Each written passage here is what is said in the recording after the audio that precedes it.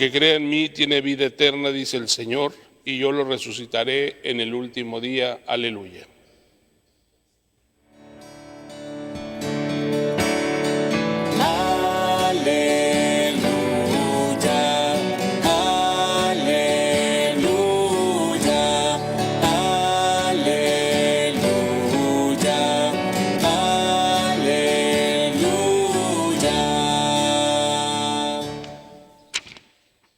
El Señor esté con ustedes.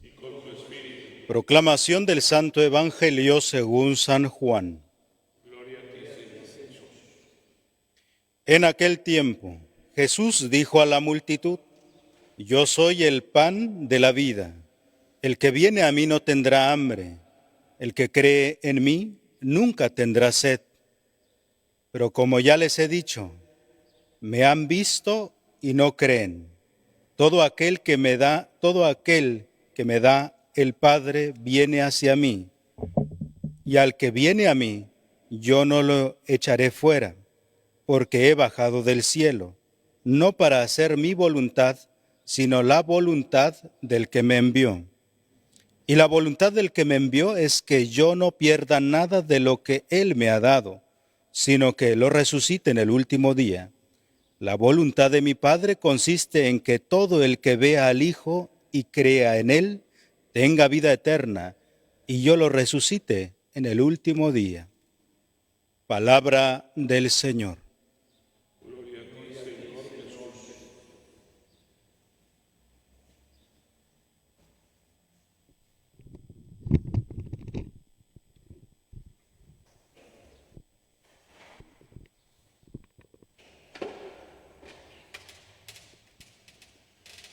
Continuamos escuchando el Evangelio de Juan, el capítulo 6. Jesús se presenta ante nosotros como el verdadero pan que baja del cielo, el pan que da vida eterna. Todo aquel que cree en mí encontrará salvación. Para muchos judíos, ese lenguaje de Jesús era intolerable. Todo el que cree en mí. Gran parte del rechazo que Jesús recibió de sus contemporáneos era precisamente por eso, por esa capacidad que tenía de acoger a todos. Un maestro de Israel, un hombre enviado por Dios, un verdadero profeta. ¿Cómo puede tener de discípulos a esta gente sencilla, ignorante, no conoce la ley? Y cuando digo que ignora la ley, no me refiero solo a que no la conoce, sino me refiero a que la juzgan irrelevante. Cuando a Jesús lo acusan por hacer milagros en sábado, Jesús contesta con ejemplos de la gente sencilla. No me hagan tan importante el sábado. Ustedes en sábado, si se les cae su burro a un pozo, lo sacan. No me vayan a decir que se esperan hasta el domingo, hasta el día siguiente. Pues si un burro tiene tanto valor, tiene más valor esta hermana a la que he curado. Les valía. Ante ciertas cosas, la ley de Moisés era irrelevante. Era irrelevante. El ayuno en ciertas ocasiones, etcétera. ¿Cómo es posible que Jesús tenga a esos como discípulos?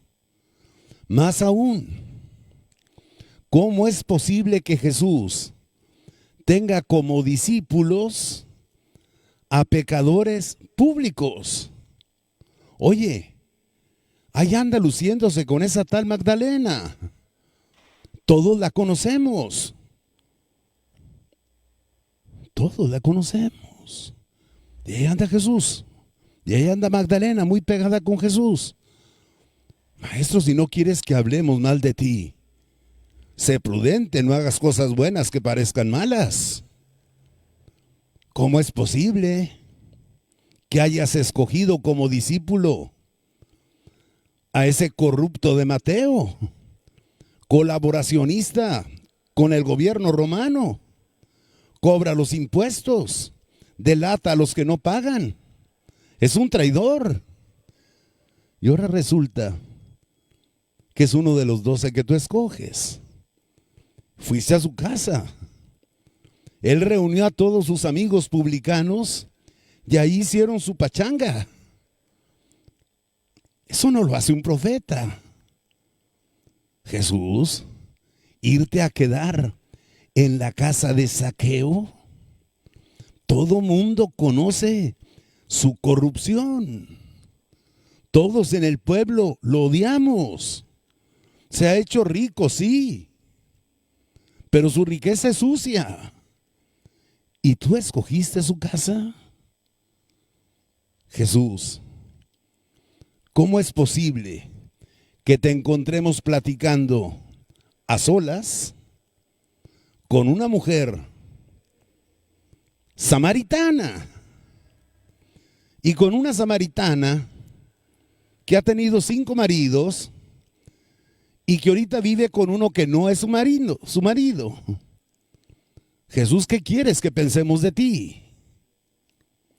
Jesús, a ratos nos caes gordo, porque siempre nos pones como ejemplo a las personas que despreciamos. Curas a 10 leprosos y alabas a uno solo. Y nos aclaras, eran 10 los que curé. Pero nada más el samaritano vino a darme gracias. Los otros 9 que eran judíos no vinieron para nada. Y cuentas una parábola de un hombre al que asaltaron y que pasa un sacerdote y un levita y no lo pelan. Y al que nos pones como modelo es a un samaritano. Jesús, ¿dónde tienes la cabeza? ¿Dónde tienes la cabeza? Jesús, te invitan a la casa de un centurión romano, de un centurión, de un oficial, alto oficial del ejército romano, de los que nos oprimen y golpean. Y vas a su casa. Tuvo más decencia él que tú. Él tuvo que salirte a decir, Señor, yo no soy digno. Pero si no hubiera sido por él, tú hubieras ido sin reparos a su casa. Y cuando él te explica el por qué, tú lo alabas. Lo pones por encima de nosotros. Nunca he encontrado en Israel una fe tan grande como la de este pagano, este centurión romano. Atravesas poblados paganos. Una mujer sirofenicia te pide que cures a su hija. Tú al principio te niegas. Ella te insiste, se humilla. Y tú le dices, mujer, tienes una gran fe. Señor, ¿por qué te portas así? ¿Por qué a todos? Señor, nosotros somos el pueblo elegido. Ellos no cuentan. Tú no puedes proceder así. La respuesta de Jesús es sencilla. La hemos escuchado. Todo el que viene a mí me ha sido dado por mi Padre. Y yo no echaré fuera a los que mi Padre me ha dado. Porque yo no vine a hacer mis caprichitos. Yo vine a cumplir la voluntad de aquel que me envió. Y si mi Padre me envía a esta samaritana, y si mi Padre me envía a esta prostituta, Y si mi Padre me envía a este publicano, y si mi Padre me envía a este centurión romano, yo no los voy a rechazar. Yo no los voy a rechazar. Yo no vine a seleccionar. Todo el que viene a mí es porque el Padre me lo ha dado. Y yo no lo voy a echar fuera. Yo no voy a escoger a los que me gustan. No es mi capricho. Es la voluntad del Padre. Hermoso el ejemplo de Jesús. Hermoso incluso para nosotros católicos, que a veces somos muy severos para juzgar, que a veces nos olvidamos de las advertencias de Jesús. No juzgues y no serás juzgado. No condenes, no serás condenado. Con la misma severidad con que tú juzgues a otros, con esa misma severidad te voy a juzgar yo a ti. Ah, Chihuahua, perdona si quieres que te perdonen. Y uno dice, no entiendo. ¿Cuántos católicos de ahora se escandalizan?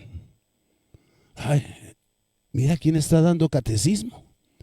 No está bien casada, es una divorciada que se volvió a casar. Y mira al viejo que el padre puso de ministro de la comunión. ¿Y que tú te crees un santo? ¿No estarás juzgando por apariencias? Porque Dios no juzga por apariencias. Dios mira los corazones.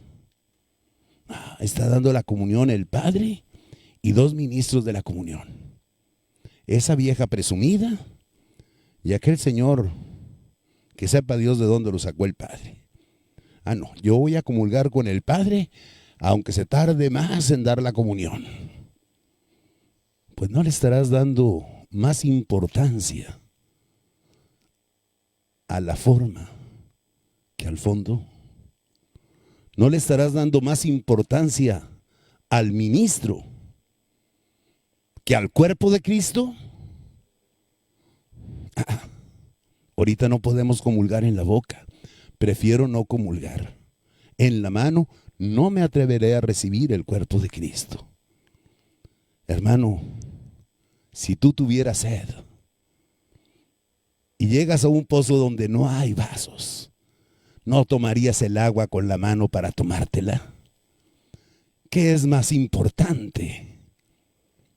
¿El recipiente o el contenido? ¿El recipiente o el contenido? A veces nosotros se nos olvida todo eso. A veces somos demasiado fáciles para querer excluir a este porque es gay, a aquel porque está mal casado, a la otra por aquello. Oye, ¿y tú qué tal? Y juzgamos por apariencias. Yo recuerdo en Monterrey, cuando yo era sacerdote, amigos ricos que me presumían. La primera comunión de mi niño la va a venir a celebrar no cualquier padrecito de esos pecadores, sino este gran sacerdote casi santo, Marcial Maciel. Sí. Tú juzgas por apariencias. Dios conoce los corazones. Dios conoce los corazones. Los que el Padre me da, no lo rechazaré. No lo rechazaré. No es mi capricho. Es la voluntad de mi Padre. Es curioso. Pocas veces reflexionamos en ese todos de la Eucaristía. Tomen y coman todos. Todos. Y volteamos a vernos unos a otros y decimos, ¿todos? ¿Todos? Pero Señor, ¿no te das cuenta que estos no? Tomen y beban todos. Ese es el deseo de Jesús. Y cuando toma el cáliz, es mi sangre derramada por ustedes. Y uno siente bonito, ay sí, por nosotros, su pueblo amado. Y por muchos. Y fruncimos la boca. ¿Cómo que por muchos? Si aquellos nunca vienen a la iglesia. Pues así es. Todos los que vienen a mí porque el Padre me los ha dado. Y yo no rechazaré a ninguno que el Padre me haya dado. Muchas veces hemos oído hablar de lo que significa una iglesia en salida. El Papa Francisco ha puesto especialísimo énfasis en eso. Una iglesia en salida. Pero no lo entendemos.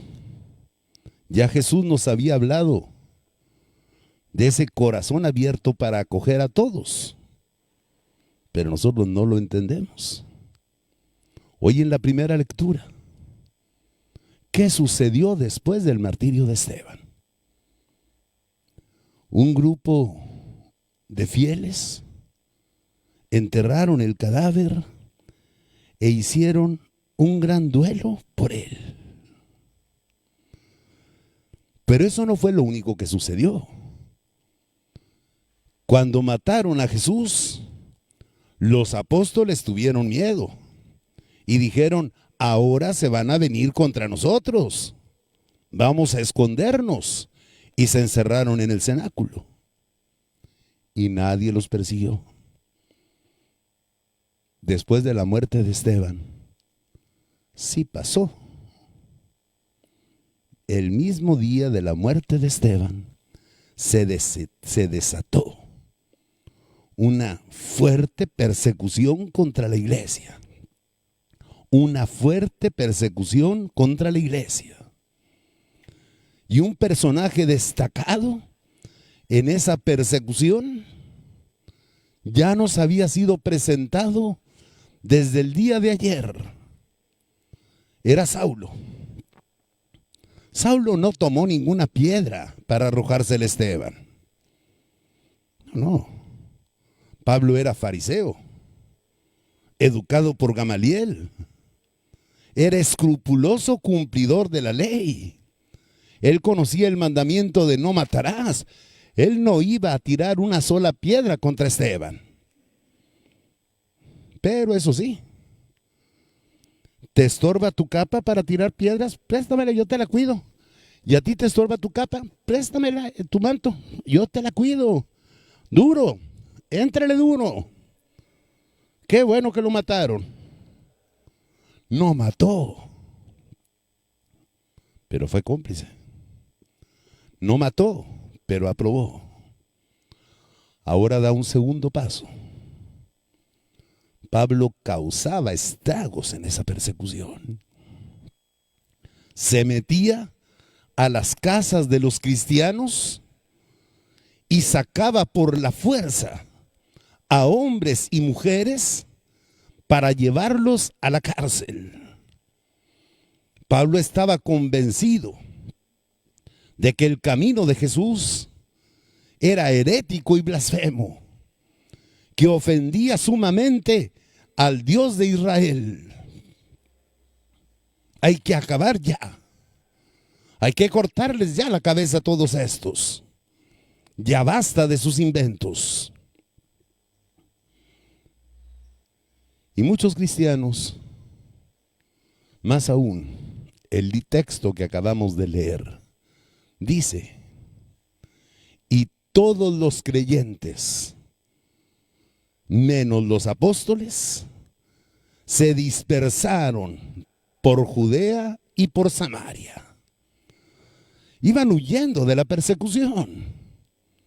Ellos no planearon cambiarse de casa. Ellos huyeron. Ellos dejaron su tierra y sus casas. Ellos dejaron su trabajo para salvar su vida. Pero lo curioso es que por los lugares donde pasaban, ellos iban dispersando la semilla del evangelio. Y así fue como el Evangelio nació en muchos poblados de Judea y de Samaria. Era una iglesia en salida, no en salida voluntaria. Ellos no dijeron, oye, vamos a ir de misión, ¿qué te parece? Prepara bien los temas. No, ellos huyeron. Fue una salida forzada. Fue una desgracia que Dios convirtió en gracia. Iban dispersando la semilla. Es evidente que al llegar a otros pueblos, la gente les preguntara, ¿y tú por qué dejaste tu tierra? ¿Y tú por qué dejaste tu casa? Y que ellos tuvieran que dar razones y decir, pues es que yo creo en Jesús de Nazaret. Y los fariseos quieren destruirnos, sobre todo un tal Saulo. ¿Y quién es ese tal Jesús? Y muchos creyeron. Y la iglesia nació gracias a aquellos hombres que en su persecución habían huido. No habían ido de misiones, habían huido. Y su huida se convirtió en misión. Una salida forzada. Entre ellos destaca otro de los 7 diáconos, Felipe, que fue a predicar a Samaria y que fue escuchado con gran alegría por todo el pueblo, porque el Señor confirmaba con milagros las enseñanzas de Felipe. Otro de los 7 diáconos que anunció el Evangelio en tierras samaritanas y en muchas otras tierras. Ese mismo Felipe será el protagonista de la primera lectura del libro de mañana. Pues hermanos y hermanas, que esto nos lleve a ser una iglesia de un corazón abierto como el de Jesús. Una iglesia verdaderamente católica. Una iglesia donde nosotros pensemos, los que vienen es porque el Padre nos los ha dado y no les vamos a hacer mala cara. No somos un club en el que a nosotros nos toque poner las reglas de admisión.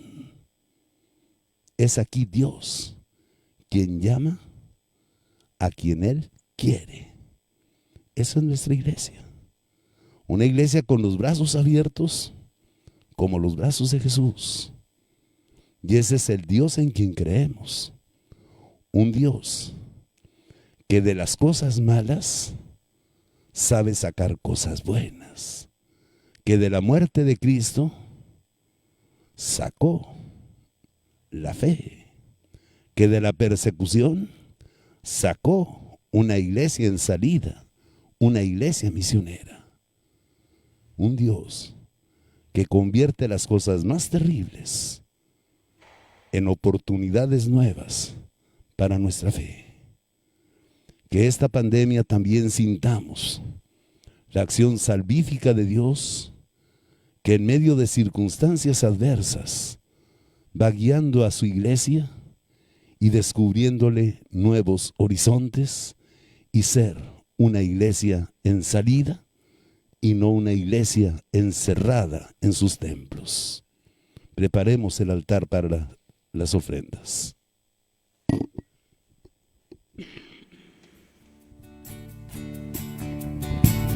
Esto que te doy es vino y pan, Señor.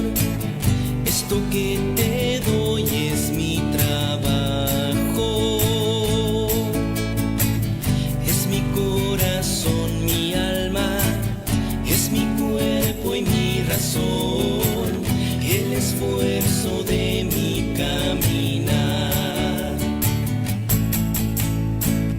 Esto que te doy, mi vida es, Señor, es mi amor, también es mi dolor, es la ilusión, mis sueños, es mi gozo y mi llorar, es mi canto y mi